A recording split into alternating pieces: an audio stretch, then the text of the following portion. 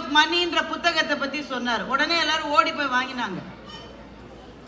ஆனா அந்த நடிகர் எப்பவுமே அழகான நடிகர், ரொம்ப பிரபலமானவர். திடீர்னு அவருடைய பேச்சுக்கு ஏன் அவ்வளவு மவுசு கூடிச்சு?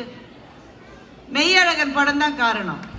அந்த படமே உறவுகளோடு திரும்ப போய் இணைந்து கொள்வதில் இருக்கிற சிக்கல்களை சொன்ன படம் தான் அந்த படம். அதுதான் அந்த படத்தினுடைய வெற்றிக்கு காரணம். அந்த வெற்றி வந்த பிறகு அவர் என்ன சொன்னாலும் விற்கும்.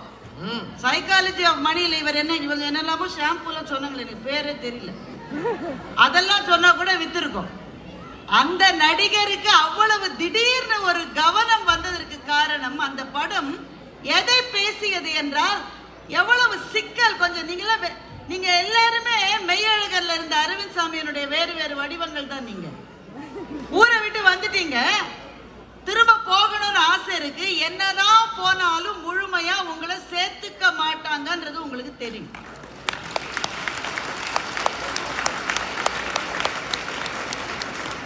அந்த திரை இங்கேருந்து வானத்தை பாக்குற போது வானத்தை போய் தொட்டுடலாம் போல இருக்கு. உறவுகள் அப்படித்தான்.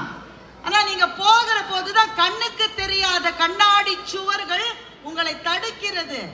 அந்த தடையை உடைத்து உறவுகளோடு போய் சேரவும் முடியாம, அப்படி ஒண்ணு உறவே வேணாம் சாமி, நான் இங்கே இருக்கேன்னு தனித்து இருக்கவும் முடியாமல், அங்கேயும் போக முடியாம இங்கேயும் இருக்க முடியாம தவிக்கிற உங்கள் தவிப்பை சொல்ல நாங்க 5 பேரும் வந்திருக்கோம் சார்.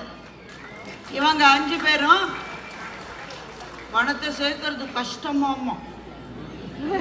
இந்த 5 ஏழைகள் பேச வந்திருக்கிறார்கள். அவங்க சங்கீதா ரொம்ப நல்லா பேசினாங்க, ரொம்ப அழகா பேசினாங்க. அவங்களுக்கு ஐபோன் 16 வாங்க கஷ்டமா இருக்கும். ஐபோன் 16 வாங்க முடியாத ஏழை. சாம்சங் என்ன போன் வச்சிருக்கீங்க? சாம்சங் வச்சிருக்காங்க. அதான் என்ன போனு? ஏதோ ஒரு சாம்சங். அது பக்கத்து வீட்டுக்கார ஐபோன் வாங்கிட்டான். எவ்வளவு ஏழைகளினுடைய கஷ்டத்தை பார்த்தா கண்ணீர் வரல நமக்கு. என்ன காரமா வச்சிருக்கீங்க? டெஸ்லாவா? அது இனிமேதான் யோசிக்கணும். பக்கத்து வீட்டுக்காரர் வாங்கின அப்புறம் முடிவு பண்ணுவாங்க. அவர் சொல்லி தர்றாரு என்ன காரர். டெஸ்லா தான் வச்சிருக்காங்க. அது என்னன்னு எனக்கு தெரியலம்மா. இந்த ஏழைகளினுடைய கஷ்டத்தை பார்த்து நாங்கள் அழுது கொண்டே இந்த பட்டிமன்றத்தில் பேச வேண்டி இருக்கிறது. என்னப்பா கஷ்டம் உங்களுக்குலாம்?